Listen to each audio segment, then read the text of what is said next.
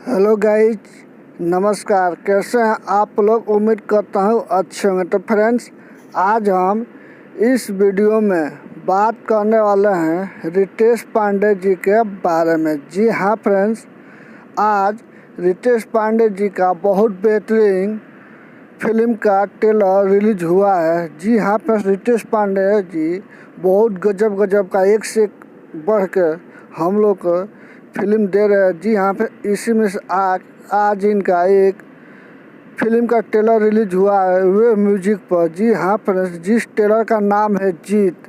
जी हाँ फ्रेंड्स, जीत आज फिल्म का ट्रेलर रिलीज हो गया है। तो आप लोग जाइए, खूब ढेर सारा प्यार आशीर्वाद दीजिए रितेश पांडे जी को। इसमें तनुश्री और आकांक्षा दुबे हैं। जी हाँ फ्रेंड्स, एक्ट्रेस है तनुश्री, आकांक्षा दुबे और रितेश पांडे। बहुत बेहतरीन ट्रेलर है वे म्यूजिक पर रिलीज हुआ। तो आप लोग जाइए, खूब ढेर सारा प्यार आशीर्वाद दीजिए और प्लीज़ मेरे चैनल को सब्सक्राइब कर लीजिए। हम आपके लिए सब अपडेट लाते रहूँगा। तब तक के लिए बाय बाय।